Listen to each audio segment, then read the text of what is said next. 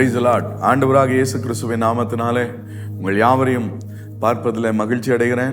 இந்த உன்னத பல நிகழ்ச்சிக்கு உங்களை நான் வரவேற்கிறேன். கர்த்தர் உங்களை ஆசீர்வதிப்பாராக. இன்றைக்குரிய கர்த்தருடைய வார்த்தையை நாம் கவனிக்க போகிறோம்.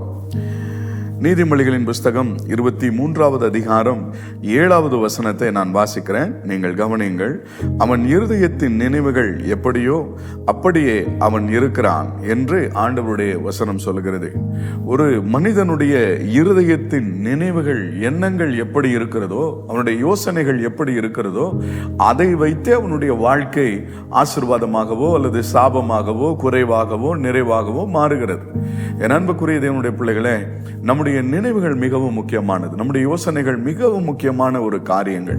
நீ எதை பற்றி சிந்தித்துக் கொண்டிருக்கிறீர்கள், எதை பற்றி யோசித்துக் கொண்டிருக்கிறீர்கள் என்பதை சற்று நாம் நிதானித்து பார்ப்போமே ஆனால் நிச்சயமாக நம்முடைய வாழ்க்கையில நம்மை ஆசீர்வாதத்திற்கு நேராக திருப்பிக் கொள்வதற்கு அது பிரயோஜனமாக இருக்கும் என்று நான் நம்புகிறேன்.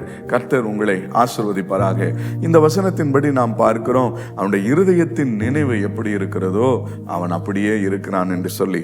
ஆம், என் அன்புக்குரிய தேவனுடைய பிள்ளைகளே, இனியொரு வசனத்தில் சொல்லப்பட்டிருக்கிறது. நீதிமொழிகள் 14வது அதிகாரம் 22வது வசனத்தை நீங்க வாசிக்கும் பொழுது பார்ப்பீர்களே ஆனால், தீமையை யோசிக்கிறவர்கள் தவறுகிறார்கள், நன்மையை யோசிக்கிறவர்களோ கிருபையும் சத்தியமும் அவர்களுடைய வாழ்க்கையை தொடர்ந்து வருகிறது.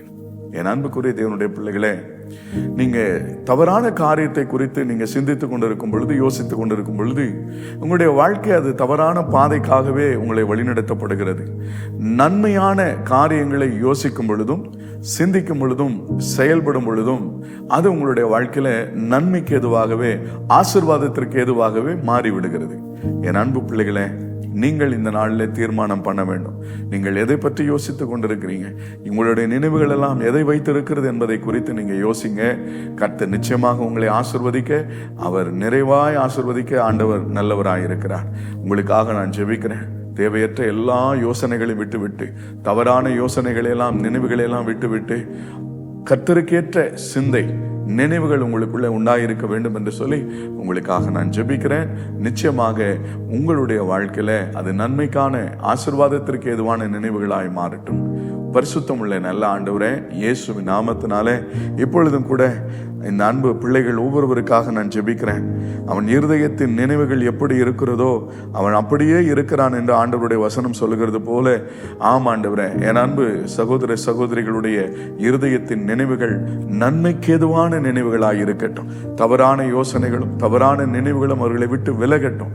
எப்பொழுதும் நல்ல விஷயங்களை பற்றி சிந்திக்க, செயல்பட கர்த்தர் அவர்களுக்கு கிருபை பாராட்டும். இவர்கள் ஆசீர்வாதமாய் இருக்கட்டும். இயேசுவின் மூலம் பிதாவே, ஆமென். கர்த்தர் உங்கள் யாவரையும் ஆசீர்வதிப்பாராக. ஆமென்.